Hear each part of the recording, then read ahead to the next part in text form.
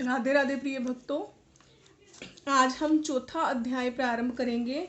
हमने 3 अध्याय पढ़ लिए थे श्री कृष्ण लीला के प्रेम सागर। चौथा अध्याय श्री कृष्ण जन्म। श्री सुखदेव जी बोले, राजा जिस समय श्री कृष्ण चंद्र जन्म लेंगे तिस काल सभी के जी में ऐसा आनंद उपजा कि दुख नाम को भी ना रहा। हर्ष से लगे वन उपवन, हरे हो फूल फूलने फलने, नदी नाले सरोवर भरने, तिन पर भांति भांति के पंछी कलोले करने, और नगर नगर गांव गांव घर घर मंगलाचार होने, बायान यज्ञ रचने, दसों दिशा के दिगपाल हर्षने, बादल ब्रजमंडल पर फिरने, देवता अपने अपने विमानों में बैठे आकाश से फूल बरसावने, विद्याधर गंधर्व चारण ढोल दमामे भैर बजाए बजाए गुण गाने, और एक और उर्वशी आदि सब अप्सरा नाच रही थी कि ऐसे समय भादोवदी अष्टमी बुधवार रोहिणी नक्षत्र में आधी रात श्री कृष्ण ने जन्म लिया। और मेघ वरण चंद्र मुख कमल नयन हो, पीताम्बर काछे मुकुट धरे, बैजंती माल और रतन जड़ित आभूषण पहिरे, चतुर्भुज रूप किए, शंख चक्र गदा पद्म लिए, वसुदेव देवकी को दर्शन दिया। देखते ही अचंबे होविन दोनों ने ज्ञान से विचारा तो आदि पुरुष को जाना। तब हाथ जोड़कर विनती कर कहा, हमारे बड़े भाग जो आपने दर्शन दिया और जन्म मरण का निबेड़ा किया। अर्थात जब साक्षात भगवान के दर्शन हो जाएं तो जन्म मरण से तो अपने आप ही मुक्ति मिल जाएगी। इतना कह पहली कथा सब सुनाई। जैसे जैसे कंस ने दुख दिया था ताहा श्री कृष्ण चंद्र बोले, तुम अब किसी बात की चिंता मन में मत करो, क्योंकि मैंने तुम्हारे दुखों को दूर करने को अवतार लिया है। और इस समय मुझे गोकुल पहुंचा दो, और इसी बीरिया यशोदा के लड़की हुई है, मतलब इस बारी यशोदा को लड़की हुई है, तो कंस को ला दो। अपने जाने का कारण कहता हूँ सुनो।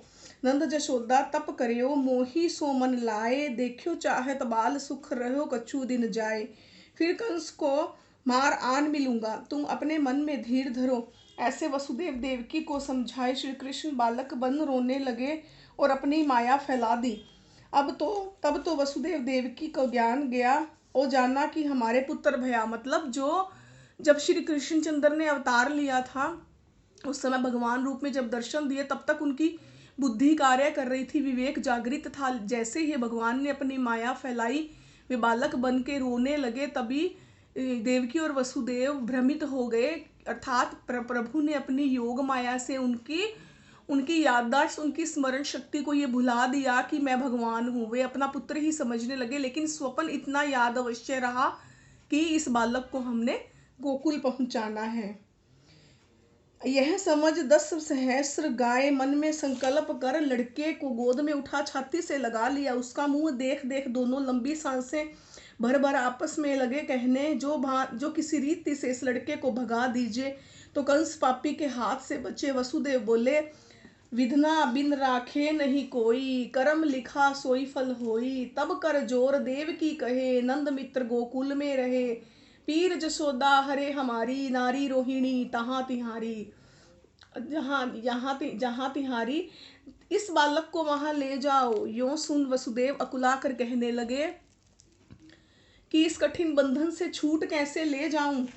सो इतनी बात कही तो सब बेड़ियां हथकड़ियां खुल गई, चारों ओर के किवाड़ उघड़ गए, पहुरुए अचेत नींद बस गए। तब तो वसुदेव ने श्री कृष्ण को सूप में रख कर, सूप में अर्थात जो कनक या कोई भी अनाज साफ करने का जो छज्जा होता है जो गाँवों में, यहाँ तो ऐसी सुविधा नहीं मिलती बड़े शहरों में, उस सूप में रख कर भगवान को वे गोकुल छोड़ने के लिए यमुना के रास्ते से चल पड़े,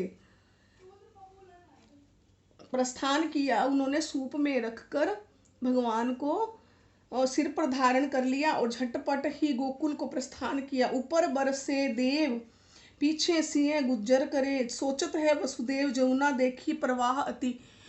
जमुना भी बहुत तेज उफान पर थी, क्योंकि वो तो श्री कृष्ण की पटरानी थी और प्रभु के अपने पति के पैर पखारने के लिए उसे अच्छा मौका और क्या हो सकता था। हम अपने ऊपर लेकर देखें, हमें कोई अपना प्रियजन, अपना पति, अपनी पत्नी कोई भी मिले और इस तरह मिले, बरसों बाद मिले, अवतार धारण करके मिले तो क्या बीतती है। तो यमुना भी अपने पूर्ण उफान पर थी। वो उछल उछल कर प्रभु के पैरों को छूने के लिए, उनके चरण पखारने के लिए अपनी नदी को उफान पे लिए जा रही थी। और साथ ही पीछे सिंह गुज्जर करते थे। बादल मेघ बरसार, बादल जो थे वे बरस रहे थे, मेघ जो थे बरस रहे थे।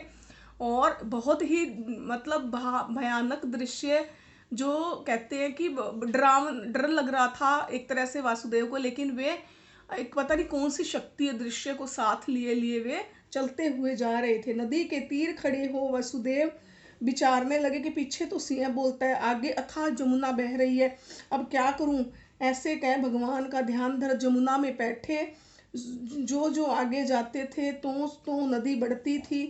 तब नाक तक पानी आया, तब तो ये निपट घबराए। जब नाक तक यमुना का पानी उनके आ गया तो बहुत घबराए वे। व्याकुल जान श्री कृष्ण ने अपना पांव बढ़ाया, हुंकारा दिया। चरण छूते ही जमुना था हुई, शांत हो गई।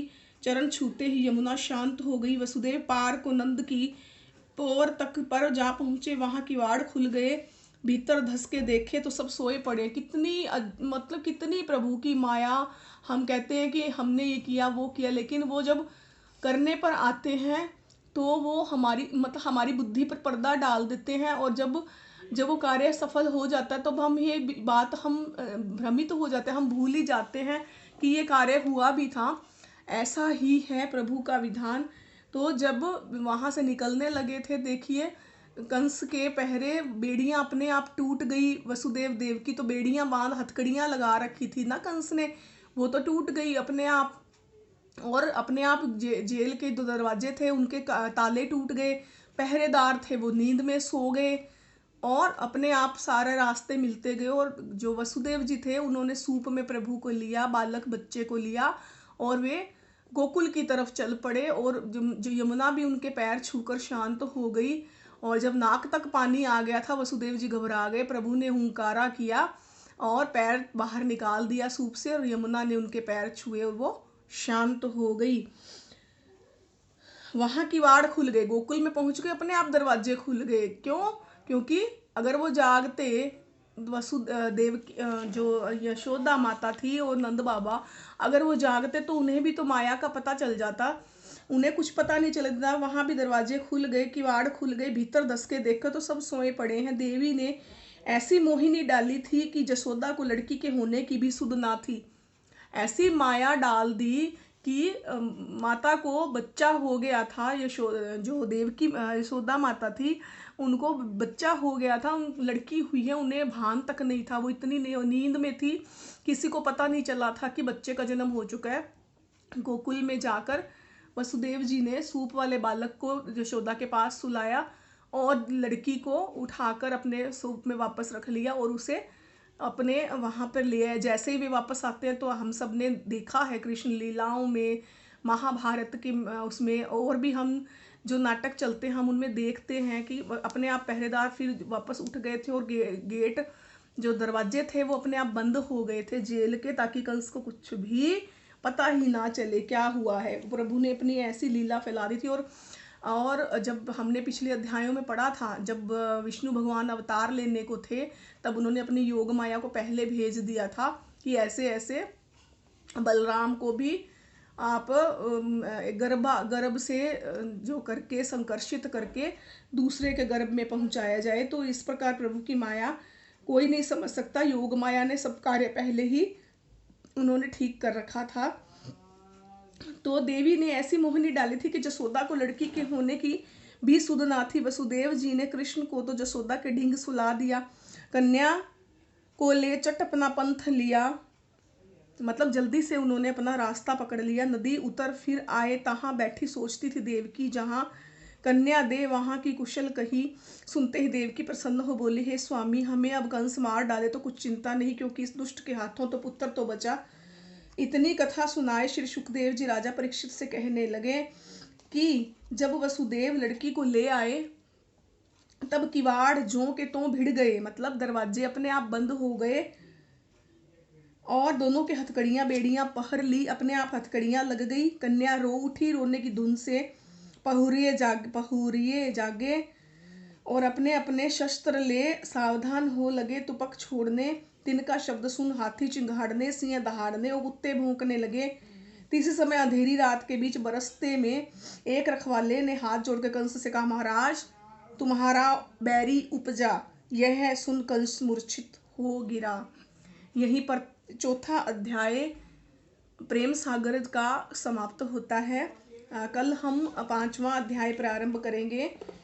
तो कंस को पहुरिये ने आकर बोला कि महाराज तुम्हारा बैरी उपजा, अर्थात तुम्हारा शत्रु उत्पन्न हो गया है। तो कंस मूर्छित होकर गिर पड़ा, क्योंकि उसे तो हर समय अपने शत्रु को ही वो देखता था। जब से उसे ये पता चला था कि देवकी का 8वां गर्भ उसका संहार करेगा, तो उसे लगा कि 8वां जब बच्चा आ गया है तो अब तो उसकी मृत्यु निश्चित है। बोलो श्री कृष्ण चंद्र भगवान की जय, राधे रानी की जय, श्री गोपाल भगवान की जय।